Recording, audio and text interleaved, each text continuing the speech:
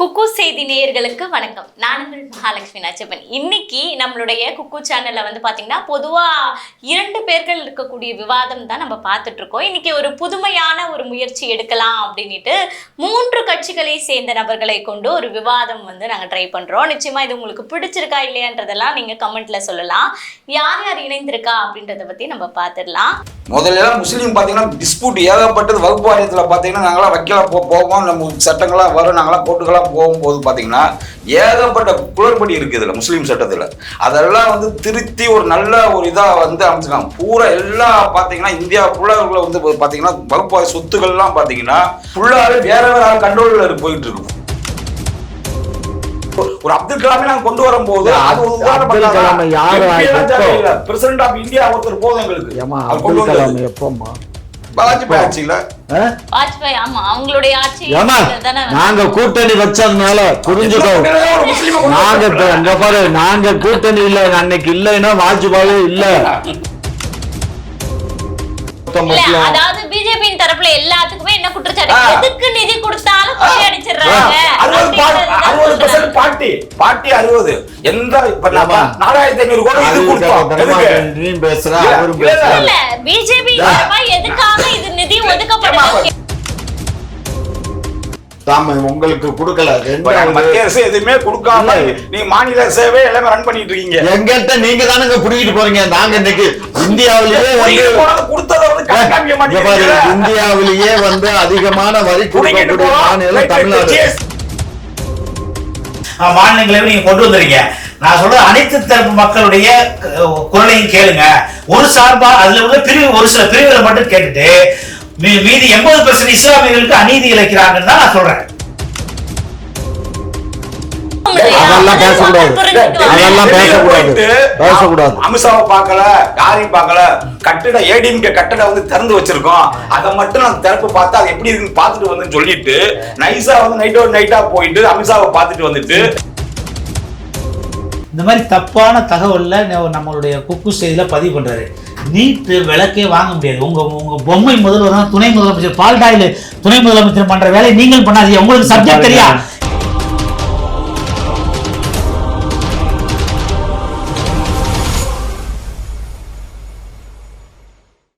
திமுகவின் மூத்த முன்னோடி திரு காமாட்சி நாயுடு அவர்கள், அதிமுகவின் வழக்கறிஞர் பிரிவு துணை செயலாளர் திரு RAS செந்தில்வேல் அவர்கள், பாஜகவின் வழக்கறிஞர் திரு மோகன்தாஸ் அவர்கள், மூவருக்கும் வணக்கம் சார். வணக்கம். நலமா இருக்கீங்களா? நன்றி மேடம், நலமா இருக்கும். இப்ப முதல்ல ஐயா மோகன்தாஸ் ஐயாவிடம் இருந்து ஆரம்பிக்கலாம் அப்படின்னு இருக்கேன். ஏன்னா இப்ப வக்பு அந்த சட்ட திருத்தத்தை எடுத்து இந்தியா முழுக்க பல பிரச்சனைகள் போயிட்டு இருக்கு. அதுவும் குறிப்பா தமிழ்நாட்டுல எல்லா கட்சிகளும் உங்களை எதிர்த்து தாக்குறாங்க.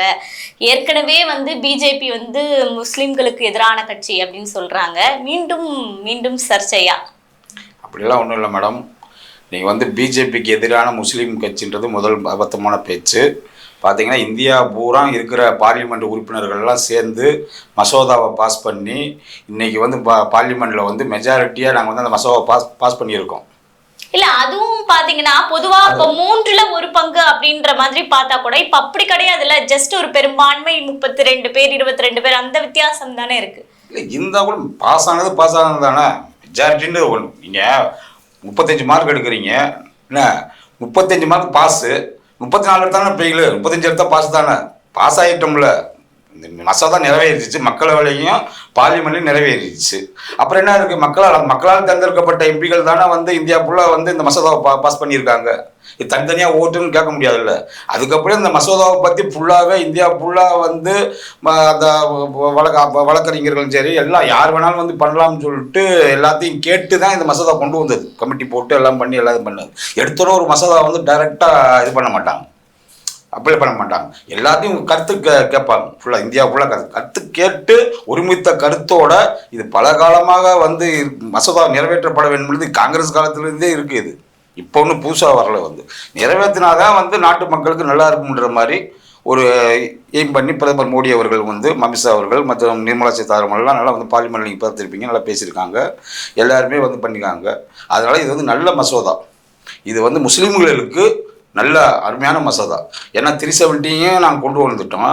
ரெண்டாவது பார்த்தீங்கன்னா முத்தலாக்கு, பெண் பிள்ளைகள்லாம் வந்து நாங்களாம் கோர்ட்டில் வழக்கறிஞர்லாம் பார்த்தீங்கன்னா தலக்குன்னு சொல்லிட்டாங்கன்னா அவங்க பாட்டுக்கு டைவர்ஸ் ஆகி போயிட்டே இருக்கும். அதெல்லாம் இல்லாமல் இப்போ ஆர் ஈக்குவல்ஸ் லான்ற மாதிரி அவங்களும் கோர்ட்டுக்கு வரணும், தலாக் சொல்லக்கூடாது அப்படின்னா அந்த பெண்கள் எல்லாம் ரொம்ப இதாக இருக்காங்க. இந்திய குடியுரிமை சட்டத்தையும் அதே மாதிரி தான் நாங்கள் கொண்டு வந்தோம்.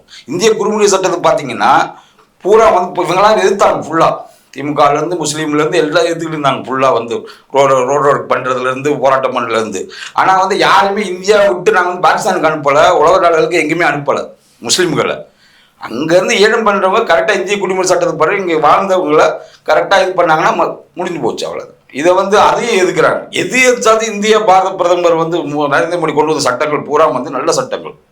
காஷ்மீர் ஆகட்டும், முத்தலாக் ஆகட்டும், இது நம்ம எல்லா சட்டங்களையும் வந்து எதிர்த்துக்கிட்டே இருந்தோம்னா நம்ம என்ன பண்றது சொல்லுங்க. இல்ல சார், இப்ப இது அரசியல் கட்சிகள் எதிர்ப்பு அப்படின்றத ஒரு பக்கம் விட்டுருங்க, முஸ்லிம் கட்சியை சேர்ந்தவர்களும் எதிர்ப்பு. முஸ்லிம் கட்சிகளுக்கு நல்லதுமா இது.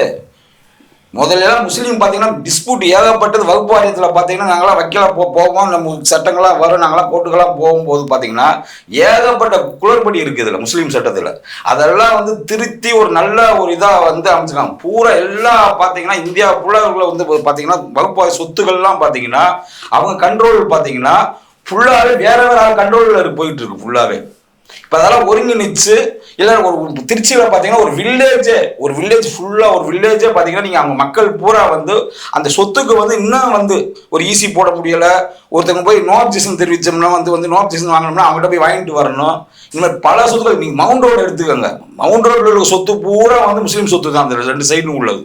அதெல்லாம் யார் ஆக்கிரமிப்பு பண்ணி வச்சிருக்கா? அறிவாலயம் கூட திமுக காரங்க ஆக்கிரமிப்பு பண்ணி வச்சிருக்காங்க. அறிவாலயம் கூட வகுப்பாரி சொத்து அதெல்லாம் பார்த்தீங்கன்னா ஃபுல்லாகவே ஓடிக்கிட்டு இருக்கு ஃபுல்லாக. இது வந்து நல்ல சட்டம். இது வந்து வகுப்பாரி சட்டம்ன்றது நல்ல சட்டம். இதை வந்து ஏற்றுக்கொள்ளக்கூடிய முஸ்லீம்கள்லாம் எல்லாம் வரவேற்கிறாங்க ஃபுல்லாகவே. அப்படித்தான் முத்தலாக்கெல்லாம் வந்து எல்லாம் போராட்டம் பண்ணாங்க. போல முஸ்லீம் வந்து அந்த தாய்மார்கள்லாம் வந்து ரொம்ப சந்தோஷப்படுறாங்க. எவனோ இப்போ வெளிநாட்டிலேருந்து டப்புன்னு பார்த்தா வந்து இப்போ தலாக் சொல்லிட்டு டைவர்ஸ் ஆகி போயிட்டே இருப்பாங்க.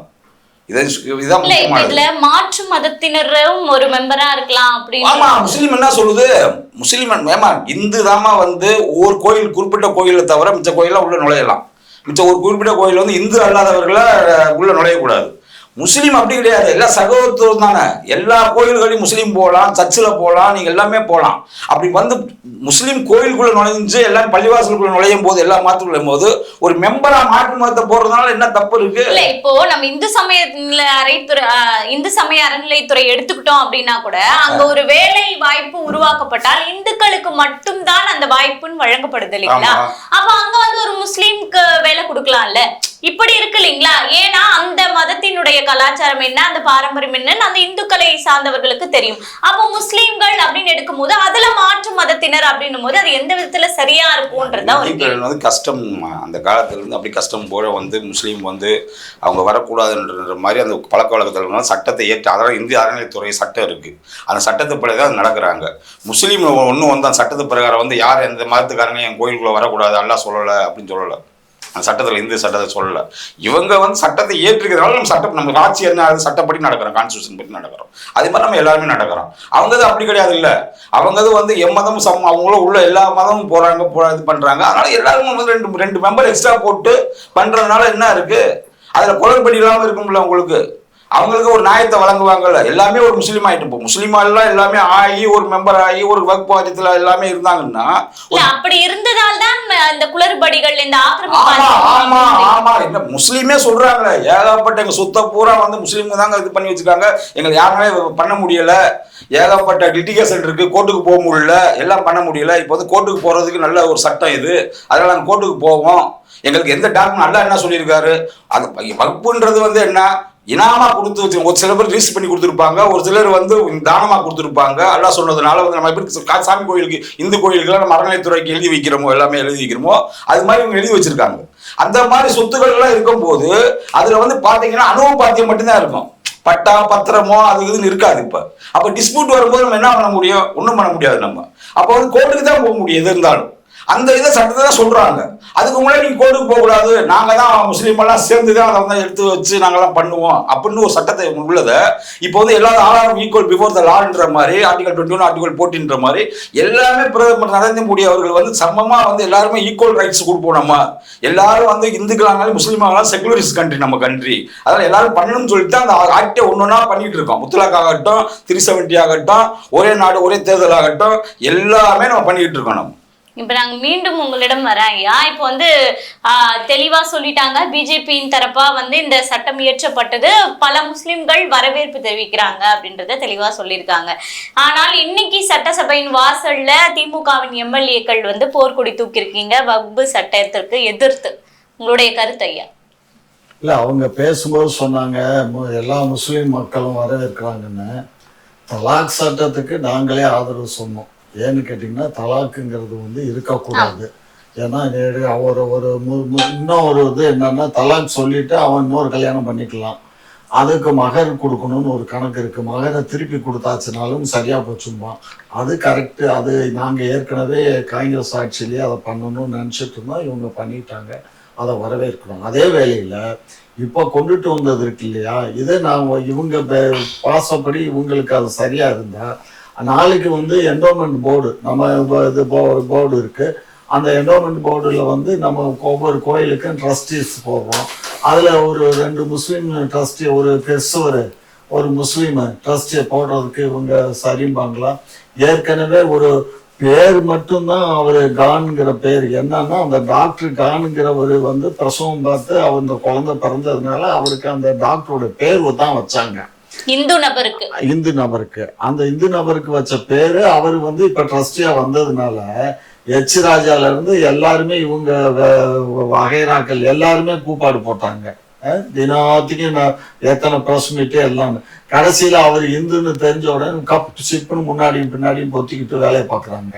ஆகையினால இப்ப இதுக்கு வந்து இவர் வழக்கறிஞர் தான். இப்ப இவர் என்னையும் ஒரு பார்ட்டியா கூட சேர்த்துக்கணும்னு சொல்லி நம்ம எந்த வழக்கு தமிழ்நாடு அரசு பண்ணாலும் என்னையும் வாலண்டியா இவர் என்னையும் ஒன்று அதுல இன்க்ளூட் பண்ணிக்கோங்கன்னு சொல்லி அதுல இவரு பெட்டிஷன் போடுறாங்க. இல்ல, இப்ப இந்த 2013 காங்கிரஸ் இருக்கும் போதே வந்து இந்த இதுலாம் இருந்தது. அதாவது வந்து இந்த முத்தலாக் வக்பு வாரிய சட்ட திருத்தத்துல வந்து மாற்று மதத்தினரை நியமனம் பண்ணலாம் அப்படின்ற பேச்சுவார்த்தை நடந்தது அப்படின்லாம் இருந்தது இல்ல. அதுதான் இப்போது நிறைவேற்றப்பட்டிருக்கு. அதுல வந்து நாங்க பேச்சுவார்த்தை பார்லிமெண்ட்ல அந்த காலத்துல பார்லிமெண்ட்லயே பேசியிருக்காங்க. பேசி அந்த சட்டத்தை நாங்க வந்து ஒண்ணு கூட கை தொடல. அதை வந்து காங்கிரஸ் உடைய நிறைவேற்றினதை வந்து இப்போ நிறைவேற்றிருக்காங்க, சட்டமா நிறைவேற்றிருக்காங்க. அவ்வளவுதான். பேச்சுவார்த்தை நடக்கும் போதே நாங்க எல்லாம் எதிர்ப்பு தெரிவிச்சோம். அதை கிடப்புல போட்டாச்சு. கிடப்புல போட்டதை தூசி தட்டி இப்ப இவங்க கொண்டு வந்திருக்காங்க. இவங்களுக்கு வந்து இப்ப ஒண்ணு வேணாண்டா, காங்கிரஸ் ஆட்சி வந்தா காங்கிரஸ்ல எத்தனை எம்பி இருப்பான் முஸ்லீம் சொல்லுங்க. இப்ப இவங்க பண்ணாங்க இல்லையா, ஒரு முஸ்லீம் கூட கிடையாது.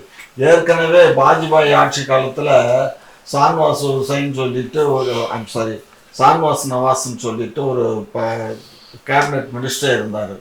அவரெல்லாம் ரொம்ப நல்ல மனுஷன். அதுக்கப்புறம் லா மினிஸ்டர் ஒருத்தர் இருந்தார். இப்போ அவங்கெல்லாம் எங்கே போனாங்கன்னே தெரியல, அட்ரஸே இல்லை. ஏன்னா இவங்க ஆட்சியில் ஒரு முஸ்லீமே இருக்கக்கூடாதுங்கிறது இவங்களுடைய நோக்கம். பிரசிடென்ட் ஆஃப் இந்தியா வந்து அப்துல் கலாமை கொண்டு வந்தது எந்த ஆட்சியில்?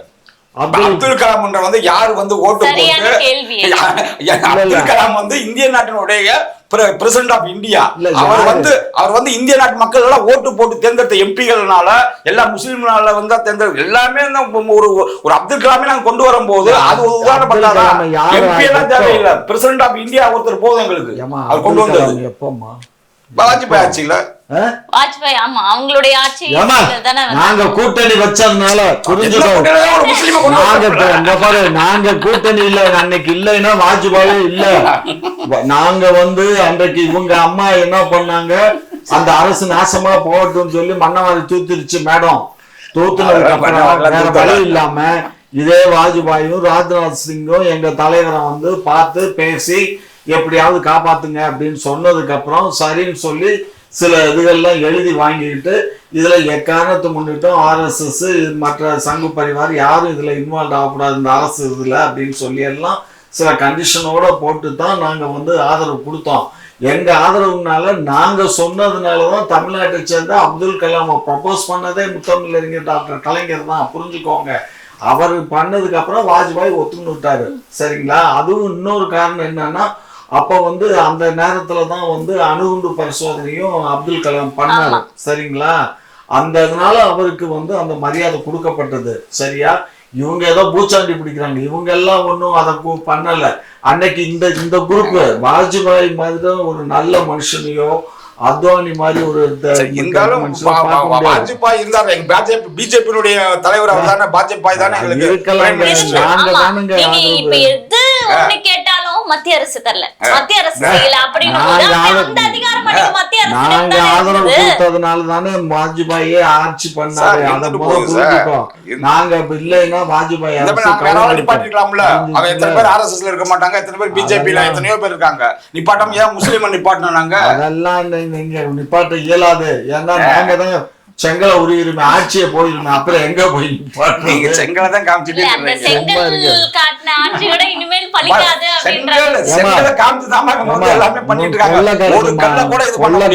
நீ யோசிச்சு பாரு.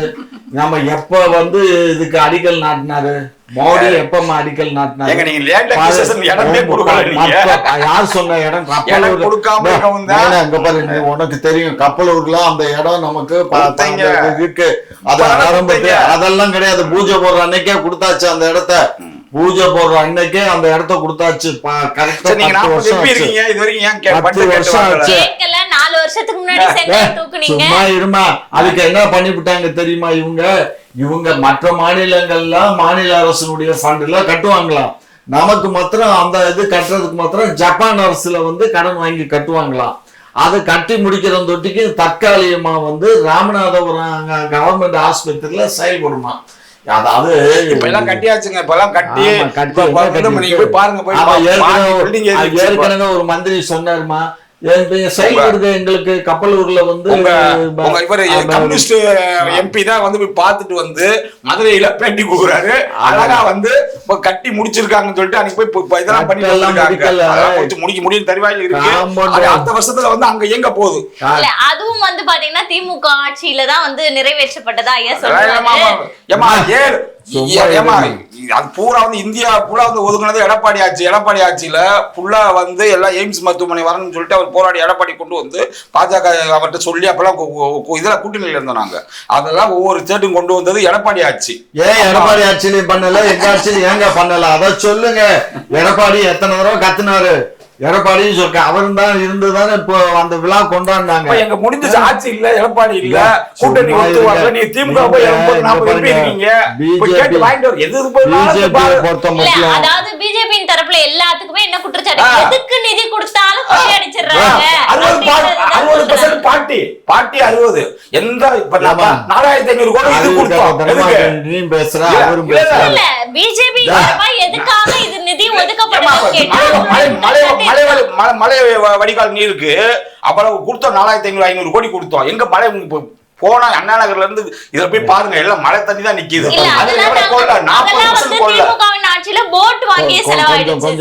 கொஞ்சம் ஏங்க 4000 கோடி ஒதுக்குனது ஒன்றிய அரசு, அது இதுக்கு ஒதுக்குச்சு. யாரு கொடுத்தா? மத்திய அரசுல இருந்து வந்தது. என்னத்த கணக்கு பார்க்க மத்திய அரசுன்னு நீங்க சரியான முறையில சொல்லுங்க.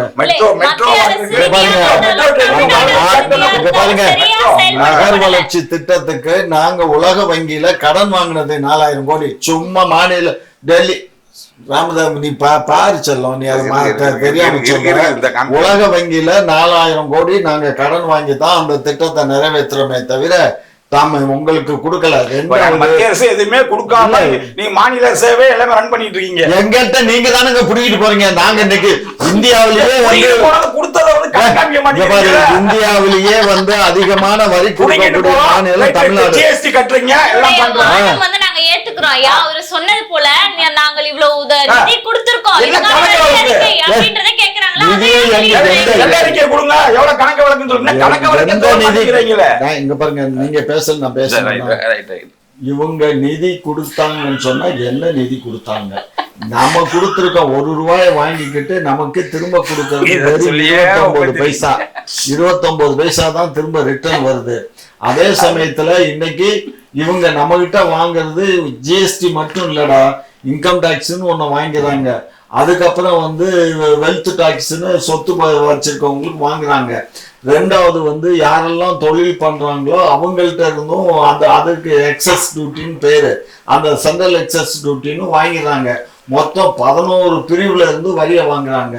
வாங்கிக்கிட்டு நம்ம மாநிலத்துல இருந்து மாத்திரம் வருஷத்துக்கு இவங்களுக்கு போறது 7.5 லட்சம் கோடி போகுது. எவ்வளோ? 7.5 லட்சம் கோடி நாங்களே வச்சுக்கிறோம். எல்லாம் பிரிச்சு என்னத்துக்கு எங்கள்கிட்ட இருந்து வாங்குற பணத்தை எங்களுக்கு கொடுங்க. தமிழ்நாடு முதல் மாநிலமா வந்திருக்கு சார். யார் சொன்னா? யார் சொன்னா? மெட்ரோ ட்ரெயின்ல இருந்து நான் மீண்டும் உங்களிடம் வரேன். ஐயாவிடம் திரும்ப முக்கியமான கேள்வி இருக்கு. என்னன்னா அந்த வக்ஃபு சட்ட திருத்தம் பத்தி ஐயா இருவரும் பேசிட்டாங்க. ஆனா அதிமுகவின் சார்பாவும் எதிர்ப்பு தெரிவிக்கிறீங்க இல்லைங்களா? உங்களுடைய கருத்தை நீங்க பதிவு பண்ண ஒரு வாய்ப்பு. நமது இந்தியா ஒரு மதச்சார்பற்ற நாடு. இங்கே அனைத்து மதங்கள் இருக்கு, அனைவருக்கும் சமமான உரிமை ஒரு நாடு. இந்த வக்ஃபு வாரிய திருச்சட்டங்கிறது முஸ்லிம்கள் ஒரு பிரித்தாளும் சூழ்ச்சியை ஒன்றிய மத்திய பாரதிய ஜனதா அரசு ஈடுபடுகிறது. எங்களை பொறுத்தவரை திருத்தங்கள் நாங்கள் வரவேற்கிறோம். அந்த மேற்கொள்ள வேண்டிய திருத்தங்களை முறையாக பண்ணலை. ஒரு பிரித்தாளும் சூழ்ச்சி, அதாவது ஒட்டுமொத்தமாக இந்தியா ஃபுல்லாக ஒரு ஒற்றுமையோடு இருக்கக்கூடிய இஸ்லாமிய சமுதாயத்தில் சன்னி என்றும் ஷியா என்றும் மரக்கையார் என்றும் லெப்பை என்றும் பிரிவினைவாதத்தை ஏற்படுத்துது. தனித்தனி சட்டங்களை வக்ஃபு வாரியத்தின் மூலியமா, இந்த திருத்த சட்டத்தின் மூலியமா அவங்களுக்கு ஒரு பிரிவினைவாதத்தை ஏற்படுத்தி ஒரு குளறுபடியான அதாவது அறிஞர்கள் சட்ட நிபுணர்கள்லாம் டிஸ்கஸ் பண்ணாம, கருத்து கேட்புக்கு வைக்காம, மதகுருமார்கள் அங்கே மிகப்பெரிய அறிவாளிகளாக இருக்காங்க. ஒவ்வொரு இந்த மாநிலத்திலையும் ஒவ்வொரு மசூதிலையும் அந்த வக்ஃபு வாரியத்தை நிர்வாகம் பண்ணுறவங்க எல்லாத்துலேயும் மிகப்பெரிய அறிவாளி. அவங்களுக்கெல்லாம் கேட்காம ஒரு குறிப்பிட்ட நபர்கிட்ட மட்டும் கேட்டு, பாஜக அரசுக்கு யார் சாதகமாக இருக்காங்களோ அந்த இஸ்லாமியர்கள்ட்ட மட்டும் கருத்து கேட்டுட்டு ஒரு பிரிவினைவாதத்தை, இந்தியாவில் இஸ்லாமியர்கள்ட்ட ஒரு பிரிவினைவாதத்தை ஏற்படுத்தக்கூடிய இந்த வக்ஃபு வாரிய திருச்சத்தை ஏற்படுத்தி ஒரு முஸ்லிம மக்களை பிரித்தாளும் சூழ்ச்சியை இந்த அரசு ஏற்படுத்துது. சொல்லக்கூடியது என்னன்னா, சிறுபான்மை மக்களுக்கு அங்க இருக்கக்கூடிய முஸ்லிம்களுக்கே இந்த சலுகை எல்லாம் போக முடியல, அவங்க ஒடுக்கப்படுறாங்க அப்படின்ற விஷயத்துக்காக தான் கொண்டு வலியுறுத்துறாங்க. திருத்த சட்டத்தை நாங்க வரவேற்கிறோம். திருத்தங்கிறது காலங்காலமா காங்கிரஸ் தான் கொண்டு வந்தது. இன்னைக்கு திருத்த அதை முறையா பண்ணல. என்ன பண்றாங்கன்னா, ஒரு குறிப்பிட்ட பீப்புள்ஸ் அவங்களுக்கு யார் ஆதரவா இருக்காங்களோ அவங்கள்ட்ட மட்டும் கருத்து கேட்டு ஒட்டுமொத்த இஸ்லாமிய மத குருமர்கள்ட்டையும் அங்கே உள்ள அறிஞர்கள்ட்டையும் அங்கே உள்ள வக்ஃப் போர்டு சேர்மனா இருக்காங்கல்ல அவங்க அந்த மாதிரி இதுல சப்ஜெக்ட் தெரிஞ்சவங்கள்ட்ட கருத்தை கேட்காம ஒரு விஷயம் கொண்டு வராங்க. ஆல்ரெடி அங்க நிறைய இஷ்யூஸ் நடக்குதுன்றதால தான் இந்த திருத்தம். அவங்க கிட்டே திரும்ப கருத்து கேட்டா அவங்க எப்படி ஒத்துழைப்பு தருவாங்க நீங்க நம்புறீங்க? ஏங்க யார்கிட்ட போய் நீங்க போய் கீழே இங்க உள்ள சுப்பன் கூப்பிட யார் அது சம்பந்தப்பட்டவங்க தான் கேட்கணும். ஒரு குறிப்பிட்ட மக்கள்கிட்ட அங்க உள்ள பிரிவு, நான் என்ன சொல்றேன், யாரு இது வரைக்கும் வக்ஃபு வாரியம் ஒட்டுமொத்த இஸ்லாமியர்களுக்கு தான் சொந்தம். இவங்க பிரிவினைவாதத்தை புகுத்துறாங்க. எப்படின்னா இந்த மாதிரி அதாவது சன்னி ஷியா லெப்பை மரக்கையார் நிறைய தமிழா ஒரு ஏகப்பட்ட பட்டங்கள் இருக்கு. அப்படி பிரிவினைவாதத்தை ஏற்படுத்தி ஒவ்வொருவருக்கும் தனித்தனியா பிரிவினைவாதத்தை ஏற்படுத்துறாங்க. இதை நாங்க கண்டிக்கிறோம், இதை எதுக்குறோம். அவங்களுக்கு ஒரு ஒற்றுமை ஏற்படுத்தி உண்மையான அதுல சப்ஜெக்ட் தெரிஞ்சவங்கள்ட்ட, மத உரிமைகள்கிட்ட, வக்ஃப் போர்டு சேர்மன்ட்ட அனைத்து தரப்பு மக்களுடைய கருத்தையும் கேட்கணும். மீண்டும் மறு ஆய்வு பண்ணணும். வக்ஃபு வாரிய திருப்தி பார்லிமெண்ட்ல வச்சு பார்லிமெண்ட்னா என்ன இருக்கு என்ன தெரியும்? பார்லிமெண்ட்னா என்ன? மக்களால் தேர்ந்தெடுக்கப்பட்ட எம்பி அங்கேயே டிஸ்கஷன் பண்ணி கேட்டுட்டு இருப்பாங்க. பார்லிமெண்ட் எம்பின்றது யாரு? எத்தனை? 240 எக்ஸாம்பிள் சொல்றேன். இப்ப பார்லிமெண்ட் இருக்கிறது 540 பேர் இந்தியா ஃபுல்லா தேர்ந்தெடுக்கப்பட்ட உறுப்பினர்கள். இப்ப ஒரு சட்டத்தை இப்ப நம்ம 2 பேர் ஓடுறோம். எனக்கு நான் வலு இல்லாம இருப்பேன், என்னால ஓட முடியாது. அப்ப என்னையும் நீங்க சேர்த்து இழுத்துட்டு போனோம். நான் சொல்றது அனைத்து தரப்பு இஸ்லாமிய மக்களுக்கு நீ சம உரிமை கொடுத்து அவங்களுடைய குரல் அவங்களுடைய கருத்து கேட்டு அதுக்கப்புறம் நீங்க பார்லிமெண்ட்ல நீங்க மெஜாரிட்டிக்காக பாராளுமன்றத்திலையும் மாநிலங்களையும் நீங்க கொண்டு வந்துறீங்க. நான் சொல்றது அனைத்து தரப்பு மக்களுடைய குரலையும் கேளுங்க.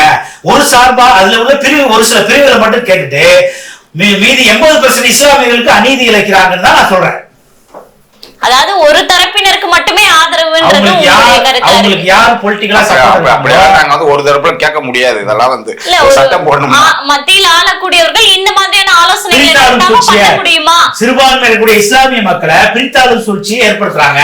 எப்படி ஏற்பட முடியும்? பாஜக எங்களுக்கு சிறுபான்மை ஓட்டு வேணாமா? எங்களுக்கு அப்படி நாங்க நினைச்சிருந்தோம்னா சிறுபான்மையர்களை முத்தலாக் சட்டத்துல இருந்து 370 இருந்து எல்லாம் வந்து நாங்க வந்து கொடுக்காம அங்க பூரா உமர் அப்துல் அங்க வந்து காஷ்மீர்ல போய் வரவேற்றுக்கிட்டு இருக்காங்க இப்போ பூரா வந்து அந்த மாதிரி சட்டங்களை நாங்க கொண்டு வந்ததுனாலதான் இப்ப நீங்க வந்து 3வது முறையா வந்து பாரத பிரதமர் நரேந்திர மோடி வந்து பிரைம் மினிஸ்டர் ஆகுறாரு. இல்லைன்னா இப்படி இவங்க சொல்ற மாதிரிலாம் பார்த்தா முஸ்லீமே ஓட்டு போடல. நீங்க பாருங்க பள்ளிவாசல் அன்னைக்கு வந்து ரம்ஜான் அன்னைக்கு நீங்க பாத்தீங்க எல்லா டிவிலையும் பள்ளி இந்துக்கள் மக்களை குளிர்விக்காக 80% இஸ்லாமியர்களை மத்திய பாஜக அரசு வந்து பழி வாங்குறது. இதான் நாங்க மறுபடியும் சொல்றோம். இதை திருத்த வேணும். மறுஆய்வு கூட அந்த மக்களை எல்லாம் கூப்பிட்டு பேசி மதகுருமாக அறிஞர்கள் சட்ட நிபுணர் கலந்து ஆலோசித்து மறுஆய்வு பண்ண சட்டத்தை அதிமுக தானே இவரு அதிமுக எடப்பாடி பழனிசாமி இருந்து இப்ப எல்லாம் அமித்ஷாவே பார்த்தாங்க, எல்லாமே பண்ணாங்க, எல்லாம் செஞ்சாங்க. பிரைம் மினிஸ்டர் நல்லா நெருக்கமா இருக்காங்க. இப்ப போய் போகும்போதே கூட்டணி பத்தி பேசலன்ட்டாங்க. நாங்க வந்து மக்கள் பிரச்சனை சொல்லுங்க. அவங்க வந்து செவிசாய்க்கு லெவலுக்கு இல்ல. இப்ப இந்தியாவில வந்து ஒரே நாடு ஒரே தரம் லெவலுக்கு கொண்டு வந்து இருக்காங்க. அதனால எங்களுடைய பொருள் எல்லாம் கேட்பாங்களான்னு சொல்ல முடியாது.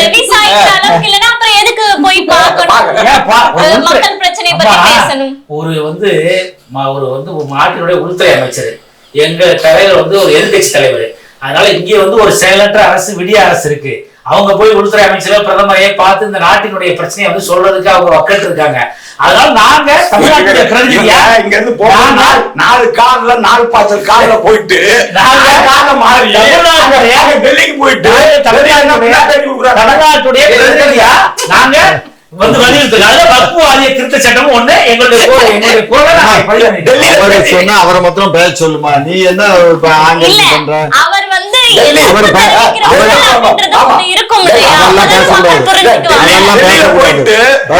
அமித்ஷாவை பார்க்கல, யாரையும் பார்க்கல.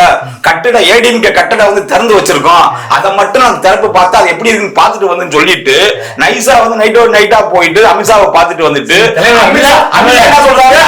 அமித்ஷா என்ன சொல்றாரு? கூட்டணி காட்டி தான் பார்த்தோம்ன்றாரு. வெளியே வந்து இல்ல மக்கள் பிரச்சனை சொல்ல வேண்டியதான். அவரும் வந்து அதிகாரப்பூர்வமா சொல்லி பிஜேபி தரப்புல அதிமுக கூட்டணி வைக்கிறது அதிகாரப்பூர்வமா அவர் வெளியிட்டாரு. நாங்க தமிழ்நாட்டுல பெரிய கட்சி 32 வருஷம் தமிழ்நாட்டுல நாங்க வந்து ஆளுமை பண்ணிருக்கோம். இன்னைக்கு நாங்க 66 எம்எல்ஏங்கள் இருக்கு. நாங்க ஒரு ஆளுமையான கட்சி. பிஜேபி வந்து தமிழ்நாட்டுல ஒரு தவளும் குழந்தை. இன்னும் அவங்க வந்து 18% அதனால 18% எப்படி வாங்கிருக்காங்க? அனைத்து கட்சியும் இது வாசனை பச்சைமுத்து இவங்களெல்லாம் சேர்த்து சேர்த்து 2022 உள்ளாட்சி தேர்தல் நடந்துச்சு. நகர்ப்புற அதுல பாஜக வாங்கின தனிச்சு போட்டிட்டாங்க. அதுல வாங்கின சதவீதம் வெறும் 7 தான். 7.4 தான். அப்ப அதுதான் அம்மா இருக்கும்போது 44%. இன்னைக்கு வந்து 20% சொல்றீங்க. இதே வந்து பிஜேபி இதற்கு முன்னாடி என்ன பர்சன்ட் 3% வாங்கிருக்காங்க. அதனால அப்ப வந்து அம்மா மோடியா லேடியான்னு கேட்டாங்க. அப்ப பிஜேபி ஒரு தலைமையில ஒரு கூட்டணி யாரு வைகோ விஜயகாந்த் அப்பவே வந்து 18% ஓட்டு 19% ஓட்டு வாங்கினாங்க. அப்ப வந்து உடனே பிஜேபி தனிப்பட முடியல. அப்ப அவங்களுடைய கூட்டணி இருந்தாங்க. அதே மாதிரிதான் இன்னைக்கு ஒரு கூட்டணி. இப்ப நாங்க நண்டா எங்களோட ஒரே ஒரு பார்ட்டி சிங்கிள் தேமுதிக மட்டும்தான். நாங்க எங்களோட பெரிய கட்சி இல்லை. இப்ப நாங்க 23% வாங்கணும். 44 இருந்து 23 கூட்டணி போடும்போது 44 வரும். இப்ப நாங்க தனியா இருந்தது மாதிரிதான். அதனால பாஜக இங்க இன்னும் வந்து தன்னை ப்ரூஃப் பண்ணல. அதனால எங்க சொல் பேச்சு கேட்டா மட்டும்தான். இப்ப யாரும் அரசியல் நிரந்தர நண்பரும் கிடையாது, பகை கிடையாது. எங்க சொல் பேச்சை கேட்டு தமிழ்நாடு நலன்கள் பாதுகாக்கப்படணும், இஸ்லாமிய நலன்கள் பாதுகாக்கப்படணும். நீங்க வந்து இந்த மாதிரி சர்ச்சு வந்து கிறிஸ்தவ நலன் பாதுகாக்கப்படணும். இந்தியா லெவல்ல வந்து நாங்க சொல்ற விஷயங்களா நீங்க செய்யணும். இதெல்லாம் நாங்க ஒத்துக்கிட்டாதான் நாங்க கூட்டணிக்கு அம்மா எப்படி பண்ணாங்க அதே மாதிரி நாங்களும் பண்ணுவோம். ஒரு உள்துறை அமைச்சர் நாங்க வந்து தமிழ்நாடு நலன்கிறது ஒரு விஷயத்தை வந்து நாங்க பார்க்க போறோம். இப்ப அவங்க அதெல்லாம் ஒத்துக்கலன்னா நீங்க கூட்டணி வச்சுக்க மாட்டேன்னு சொல்லிட்டு பேச விடுங்க. பாஜக ஒன்னும் வந்து விரோதி கட்சி கிடையாது, தீண்டத்தகாத கட்சி கிடையாது. திமுகவே 2001 கூட்டணி வச்சாங்க. 99 பார்லிமெண்ட்ல கூட்டணி வச்சாங்க. முதல் தமிழ்நாட்டுல சட்டமன்றத்தில் அங்கீகாரம் கொடுத்தே திமுக தான்.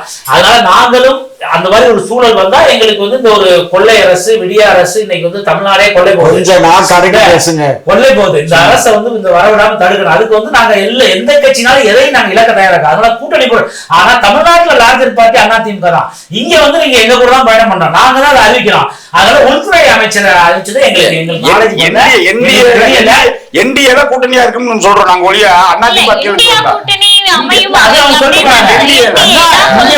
தமிழ்நாட்டை பொறுத்தவரை அதிமுக தான் பெரிய கட்சி, நாங்க தான் தலைமை, எங்க கூட்டணி தான் நீங்க இணையலாம் அறிவிச்சாதான் அது அதிகார ஒரு அழைப்பு. அதனால இதுவரைக்கும் அந்த மாதிரி நாங்க எதுவும் பாஜகவோட கூட்டணி முடிவுகளை விரைவில் பார்ப்போம். ஐயா மீண்டும் நான் உங்ககிட்ட வரணும் அப்படின்னு நினைக்கிறேன். என்னன்னா கச்சத்தீவு இந்த விஷயம் வந்து மீண்டும் ஸ்டாலின் அவர்கள் சட்டப்பேரவையில பேசுறாரு. கச்சத்தீவை நாங்க மீட்போம், அப்ப அதை விற்றது யார் அப்படின்னு ஒரு கேள்வி மக்களிடம் இருக்கு. ஒரு விஷயம் இருக்கு, அதுக்கு முதல்ல ஒரு விஷயம், திரு செந்தில் அவர்கள் பேசும்போது ஒரு விஷயத்த சொன்னார். நாங்கள் வந்து தீண்டத்தகாத கட்சி இல்லை பாரதிய ஜனதா கட்சி அப்படின்னு. ஆனால் இவங்க வந்து 2024 நாடாளுமன்ற தேர்தலில் அது தீண்டத்தகாத கட்சி, அதனால் நான் அவங்களோட கூட்டணி இல்லை, இனிமேல் அவங்களோட எங்களுக்கு ஒட்டும் இல்லை உறவும் இல்லைன்னு முடிச்சுக்கிட்டாங்க. அப்போ இப்போ கூட்டணி பேசுவாங்க, அதை பற்றி நான் ஒன்றும் சொல்லலை. ஆனால் இப்போ இந்த கூட்டணியில் இவங்க வந்து நீட்டுக்கு வந்து நாங்கள் வந்து தமிழ்நாட்டுக்கு நாங்கள் விலக்களிப்போம் அப்படிங்கிற கண்டிஷனை எழுத்துப்பூர்வமாக வாங்கிக்கிட்டு, இல்லை அவங்க தான் பார்லிமெண்ட்டு பிரதமர் அறிவிக்கணும், அறிவித்த பின்னாடி இவங்க கூட்டணி போவாங்களாம். இவர் தான் சொல்கிறார்ல, சில கண்டிஷன்ஸ் அடிப்படையில் நாங்கள் வந்து தமிழக மக்களின் நலனுக்காக நாங்கள் ஐயா வந்து இவர் வந்து ஒரு முதுபெரும் அரசியல்வாதி. இந்த மாதிரி தப்பான தகவல்ல நம்மளுடைய குக்கு செய்தியில பதிவு பண்றாரு. நீட்டு விளக்கே வாங்க முடியாது. உங்க பொம்மை முதல்வர் துணை முதலமைச்சர் பால்டாயில் துணை முதலமைச்சர் பண்ற வேலை நீங்கள் பண்ணாதீங்க, உங்களுக்கு சப்ஜெக்ட் தெரியா. இது ஒரு நிமிஷம். காங்கிரஸ் கட்சியை சேர்ந்த நளினி சிதம்பரம், சிதம்பரம் அவங்க உச்ச நீதிமன்றத்துல மாணவர்களுக்கு ஆதரவா வாதாடி நீட்டை கொண்டு வந்தாச்சு. காங்கிரஸ் பேர்ல கொண்டு வந்தாங்க, பாஜக தொடர்ந்து. நீ அதிமுக நிலைப்பாடு நீட்ல விளக்கே பெற முடியாது. அதுதான் நான் சொல்றேன், நீ ஏன் செங்கலை காட்டி ஏமாத்துற? நீட்டுக்கு விளக்கப்படுறேன், நீட்டுக்கு விளக்கப்படுறேன்னு சொல்லிட்டு எய்ம்ஸ் மாதிரி தான் இதுதான். எப்படி அது பண்ணவே முடியாது? இந்தியா ஃபுல்லா இருக்கும் போது இப்படியே நீங்க போர்திரி அரசு நாடு ஃபுல்லா நான் கேட்டுட்டு இருக்கேன். இது வாய்ப்பே இல்ல. நீட்டு வந்து பாருங்க, இன்னைக்கு எத்தனை வருஷம் ஆச்சு நீட்டு கொண்டு வந்து? இன்னைக்கு மாணவர்கள் நிம்மதியா நீட்டுக்கு படிச்சு போயிட்டு இருக்காங்க. இப்படி குழப்பம் ஏற்படுத்த எப்படி விளக்க வாங்க முடியும்? உங்க வீட்டு பிள்ளைங்க நீட்ல போய் பாஸ் பண்ணி படிக்க வச்சிருக்கீங்க. நாட்டுல உள்ள யாராவது சொல்றீங்களா? நிறைய சொல்லுங்க. 7.5 கிராமப்புற மாணவர்களுக்கு இடஒதுக்கீடு கொடுத்தாரு, அதை பார்க்கணுமா இல்லையா? உங்களால முடிஞ்சா? அவர் சொன்னாரு 11 மருத்துவ நாங்க மத்திய அரசு போராடி ராஜகமா வாங்கி கொடுத்தான். ஏதாவது கொண்டு வந்து பேசுறீங்க ரொம்ப கிளம்பரா. நீட்ல வந்து கிடையாது. மீண்டும் அதாவது டாபிக் மாதிரி திரும்பி நீட்டுக்கு வந்துட்டோம். கச்சத்தீவுக்கு இந்த நீட்டுக்கு வந்து இனிமே கொண்டுட்டு வர முடியாதுன்னு இவர் சொல்றாருல, அது அல்ல. 4 வருஷம் ஆச்சு. எலெக்ஷன் மேனிபெஸ்டோல தேர்தல் அறிக்கை அவங்க வந்த உடனே முதல் கையில் தான் நீட் விளக்காத இருக்கு. உங்களால முடிஞ்சா எதுக்கு போய் சொல்றீங்க? மறுபடியும் எத்தனை முறை தமிழ்நாடு ஒரு விஷயம் நல்லா புரிஞ்சுக்கம்மா.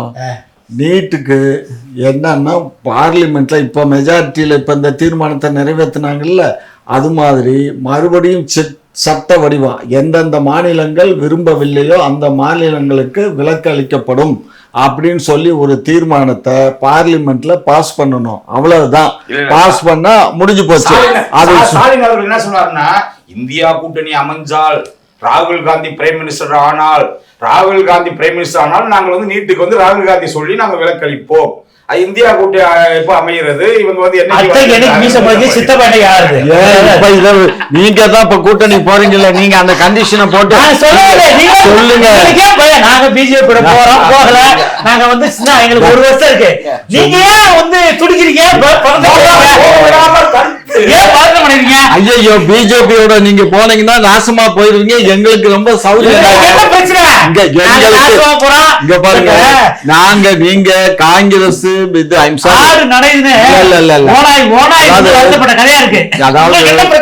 அதாவது அதிமுகவும் பிஜேபி போய் டிஆர் பாலு வந்து ரோடு மினிஸ்டர் ஆகி புலாகி பாத்திப்பாய் ரோடு 4 வழிச்சாலை ஆகி எல்லாம் போட்டு இன்னைக்கு பல கோடி வந்து கொள்ளையடிச்சு வச்சிருக்கீங்க. நீங்க பூராமே வந்து பிஜேபி பாரு, இந்த மாதிரி எல்லாம் கதை எல்லாம் விடக்கூடாது.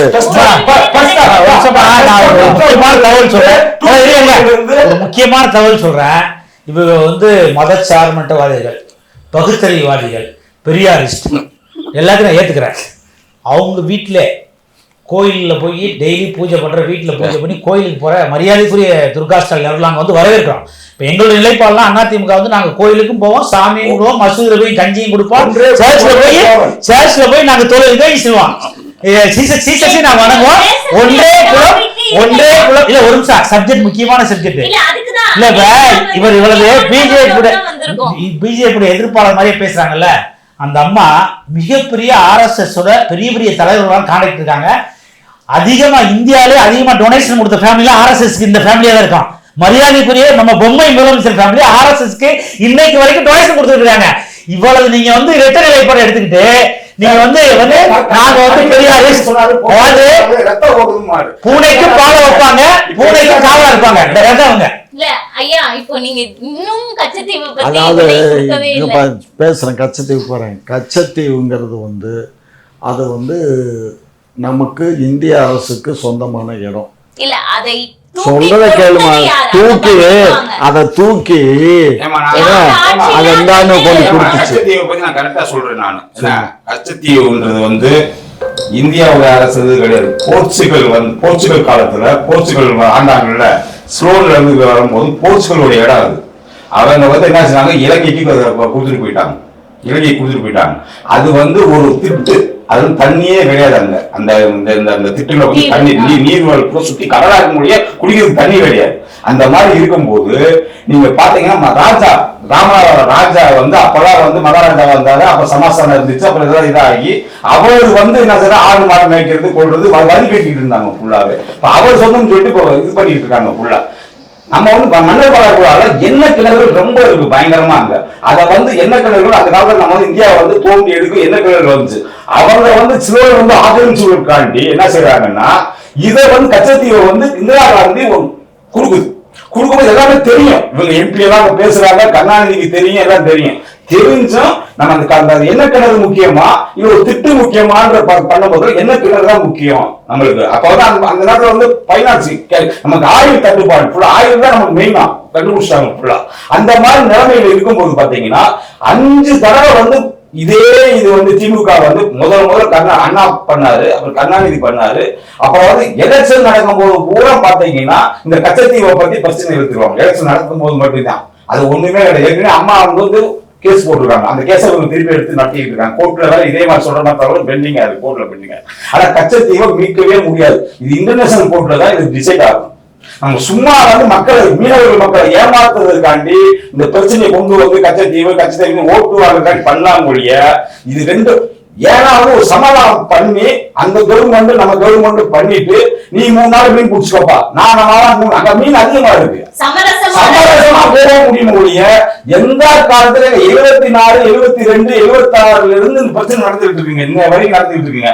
எங்க தீர்மானம் நடந்து முடிஞ்சா இது 5 தடவை இது வரைக்கும் வந்து தீர்மானம் நடத்திட்டாங்க, தீர்மானம் போட்டாங்க, சட்டசபையில் தீர்மானம் போட்டு எல்லாருமே கச்சத்தீவை மீட் எப்படி ஏங்க ஒரு வக்கீலா இருக்கிறாங்க. ஒரு இன்டர்நேஷனல் கோர்ட், ஒரு நாடு கச்சத்தீவுன்றது சிலோன் இது. அப்ப இன்டர்நேஷனல் டிஸ்பியூட் இருக்கு. இன்டர்நேஷனல் டிஸ்பியூட் நீ வந்து பார்லிமெண்ட் தான் அதை டிசைட் பண்ணணும். பார்லிமெண்ட் கூட டிசைட் பண்ண முடியாது, அவங்களே பார்லிமெண்ட் வந்து டிசைட் பண்ணி இன்டர்நேஷனல் கோர்ட்டுக்கு தான் போகணும். அப்படின்ற பட்சத்துல எப்ப பார்த்தாலும் கச்சத்தீவு அன்னைக்கு வந்து அமைதியா இருந்துட்டு எலெக்ஷன் வரும்போதெல்லாம் கச்சத்தீவு பத்தி சொல்லுவாங்க. இந்த 4 வருடங்கள் வாய் திறக்காம இருந்தாங்க. வாய் திறக்கல நீ பாத்தியா? வாய் திறக்காம இருந்தாங்க நீ பாத்தியா? நாங்க எல்லா காலத்திலயும் பேசிட்டு தான் இருக்கோம், வாய் திறக்காம இல்ல. இப்ப வந்து சட்டமன்றத்துல தீர்மானம் நிறைவேற்றிருக்கோம், புரிஞ்சுக்கோ, அவ்வளவுதான். மறைந்த முன்னாள் முதல்வர் கருணாநிதி அவர்கள் ஆட்சியில தானே அவர் ஆட்சியில அவர் ஒன்னும் கொடுக்கல. என்ன பண்ணீங்க? ஏமா உனக்கு ஒண்ணு இத பத்தி இத பாரு, இது வந்து இப்ப வந்து மோகன்தாஸ் சொன்னது கரெக்ட், புரிஞ்சுக்கோ. அந்த காரணத்துக்காகத்தான் அந்த இடத்த நம்ம கொடுத்தோம். அது கொடுத்தது நம்ம கொடுக்கல. அப்ப இருந்த பிரதமர் தான், அது ஒன்றிய அரசுக்கு தான் அந்த அதிகாரம் இருக்க தவிர மாநில அரசுக்கு எந்த அதிகாரம் கிடையாது. போடவே முடியாது, மாநில அரசுக்கு சம்பந்தமே இல்ல.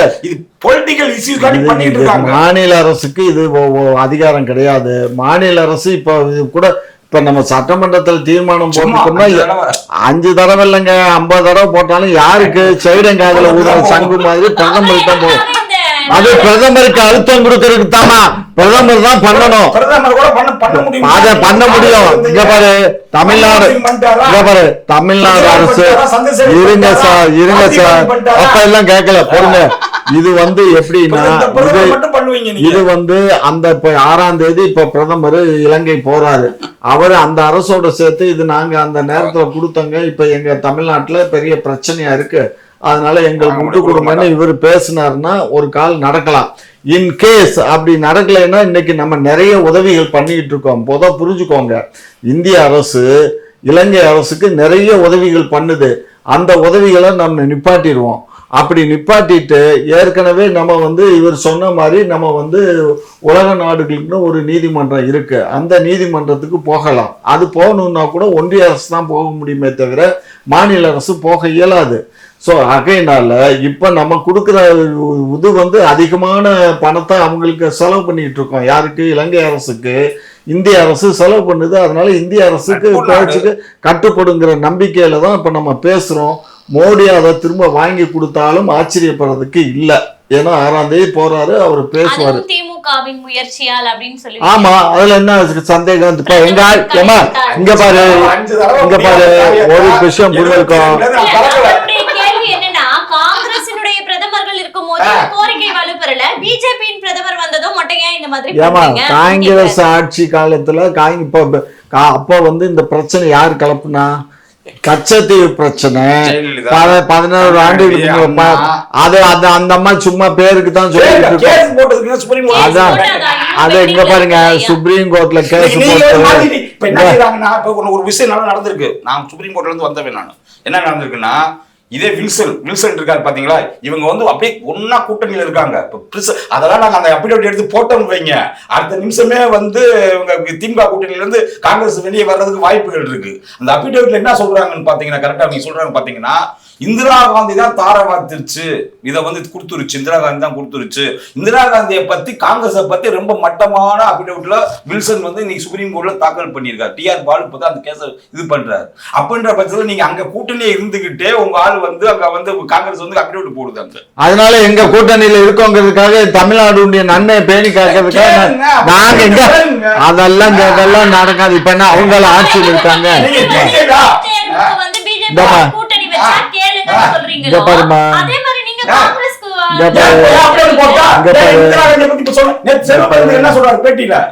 அதெல்லாம் ஒண்ணு நாங்க ஏத்துக்கிற மாட்டாங்க. கொடுத்தது தாங்க. நாங்க தண்ணியே கிடையாதுங்க, அங்க உள்ளே தண்ணியே இல்லைங்க, அங்க திட்டுங்க அது அப்படின்னு சொல்றாருல்ல. எதையாவது ஸ்டாலின் பேட்டி கொடுத்துருக்காரா? எப்படியாவது நாங்க கச்சத்தீவு போய் போராடிக்கிட்டு இருக்கோம், நாங்க சட்டமன்றத்துல பாஸ் பண்ணிக்கிட்டு இருக்கோம், நீ பாட்டுக்கு வெளியே கச்சத்தீவை கொடுக்க முடியாதுன்னு சொல்ற அப்படின்னு சொல்லி எங்கேயாவது உங்க வாயில இருந்து முத்து சிந்திச்சா வாயில இருந்து என்ன அவங்க கொடுத்தவன் எப்படிங்க சொல்லுவான்? இப்போ அவங்க தானே கொடுத்தவன்.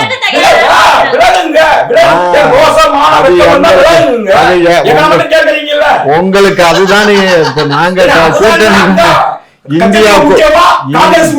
இந்தியா கூட்டணியை உடைக்கணுங்கிறது தான் இந்த பாரதிய ஜனதா கட்சி, இந்த பக்கத்துல இருக்கக்கூடிய அதிமுக, இவங்களுக்கு அதுதான் வேலை. நாங்க எங்க கூட்டணியை உடைக்க உங்களுக்கால முடியாது, உங்க அப்பாவுக்கும் முடியாது. கேள்வி என்னன்னா, நேருவின் மகளே ஆட்சி தரகன் கேடா முடியும். இன்னைக்கு இதெல்லாம் வைரலாக பாத்தீங்கன்னா சமூக வலைதளங்கள்ல பரப்பப்பட்டு 1000 பேர் 1000 சொன்னாலும் சரி, பேசக்கூடாது, நம்மளாம் பேசக்கூடாது. கள்ளக்குண்டி அடிக்கிறாங்க. இந்திரா காந்தி மதுரையில் வரும்போது மதுரைக்காரர், நாங்களாம் மதுரைக்காரங்க பூரா கள்ளக்குண்டி அடிக்கிறாங்க. ரத்த அம்மா மண்டையில் பட்டு நெடுமாறி அலுவலகத்துக்கு நெடுமாறி தாங்குறாரு, கத்தி தாங்குறாரு, ரத்த வடியுது. கண்ணாடி பேட்டி கேட்கிறாங்க. அதெல்லாம் லேடிஸுக்கு வர்றது தானே. அதெல்லாம் உண்மையான காங்கிரஸோ திமுகவோ நாங்களாம் இருந்தா வெட்கப்பட்டு அந்த கூட்டணி சேருவோமா? முதல்ல நீங்களா கேஸ் சேர்ந்துட்டு அதை போய் பிரச்சாரம் வர பண்றீங்க. ராகுல் காந்தி தான் முதலமைச்சர் பிரைம் மினிஸ்டர் சொல்றீங்க. எப்ப பிஜேபிக்கு வந்தாரு? அதுக்கு முன்னாடி எந்த கட்சியில இருந்தாரு? இல்ல நீங்களும் இதே பிஜேபி, நீங்க தனி கட்சி ஆரம்பிச்சீங்க, நீங்க பிஜேபி நீங்க எல்லா கட்சியும் யார் என் கட்சின்றது எனக்கு ஒரு நல்லா புரிஞ்சுக்கோங்க. கச்சத்தீவு மீட்டதுனால எந்த பிரயோஜனம் இல்லைங்கிறது எனக்கு கரெக்டா சொல்லிட்டாரு. பர்சனலா எனக்கு அதுல தேவையில்லை.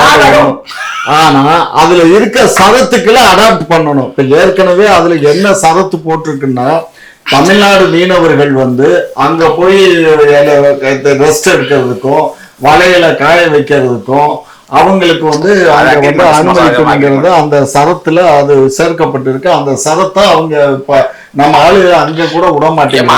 அங்க உள்ள மீனவர்கள் யாரு? தமிழர் மீனவர்கள். இங்க உள்ள மீனவர்கள் தமிழர். 2 பேரும் ஒரு தாய் தொப்புள் கொடி.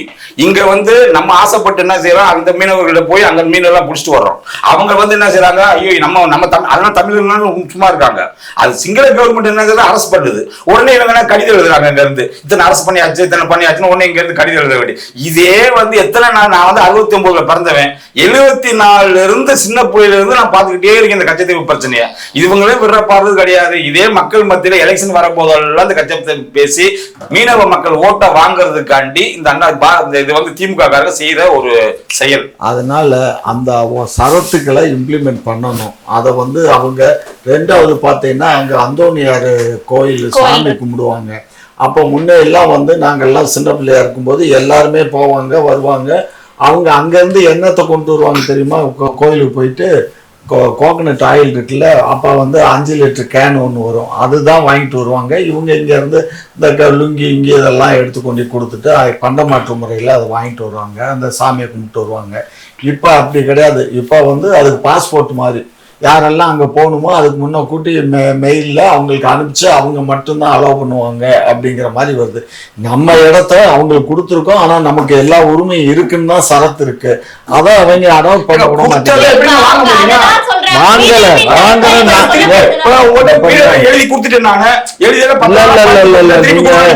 அந்த பக்க கண்டிஷனை பாருங்க சார். கண்டிஷன்ல என்ன இருக்கு, இந்த கண்டிஷன் அலோவ் பண்ணணும். கண்டிஷன் என்ன சொல்லப்படுது அப்படின்னா, நீங்க கண்டிஷன்ஸ் மாத்துங்க, இந்த மாதிரி கொஞ்சம் பேசுங்க. அதெல்லாம் பேசல, அது இருக்கு. அது கொடுத்த அந்த அக்ரிமெண்ட்லயே அதெல்லாம் இருக்கு. இப்ப நீங்க சொல்ற சேஞ்சஸ்லாம் அந்த அக்ரிமெண்ட்ல மாத்தணும் அப்படின்னு மாத்தலமா, அது இருக்குமா, போட்டதே இருக்கு. செயல்படுத்த விட மாட்டேங்கிறாங்க. அது முன்ன எல்லாம் அலோவ் பண்ணிட்டு இருந்தாங்க. இப்ப கடந்த இந்த பிஜேபி ஆட்சி என்னைக்கு வந்துச்சோ அதுக்கப்புறம் அவங்க அலோவ் பண்றது இல்ல. அதுக்கு முன்னாடி வந்து அலோவ் பண்ணிருக்காங்க. வீடு கட்டி கொடுத்துருக்கோம், அவங்களுக்கு நல்லது கட்ட லோன் கொடுத்துருக்கோம். அதனாலதான் தர மாட்டேங்கிறாங்க. நீங்க தமிழர்களுக்கு போய் பண்ணி கொடுத்தா முக்காவாசி அதனாலதாங்க கிடைக்கிறதா. நரேந்திர மோடி வந்து இன்னைக்கு சிலோனை வந்து நல்லபடியா வச்சு தீர்த்த வச்ச ஒரே அளவு நரேந்திர மோடி. இப்ப நம்முடைய பிரதமர் போய் இலங்கையை சந்திக்கிறாருன்னா நல்லுறவை ஏற்படுத்துறதுக்காக தானே போறாரு. அவர் போய் பேச வேண்டியது தானே. ஏயா தமிழ்நாட்டு சும்மா ஒரு விஷயம் புரிஞ்சுக்கோ. ஒரு பிரதமர், நாட்டின் பிரதமர் நம்மளுடைய நாட்டுக்கு இந்த மாதிரி இஷ்யூஸ் இருக்குமோ பேசாம இருப்பாங்க. இங்க பாரு, இதெல்லாம் அவன் கப்பல் அங்க வந்து நிக்குது, ஊன்னா பிடிச்சிடறான். அவன் நம்ம பக்கம் வந்து மீன் பிடிக்க வரமாட்டான். எத்தனை இலங்கைக்காரனுல எத்தனை பேரை நம்ம அரசு பிடிச்சிச்சு.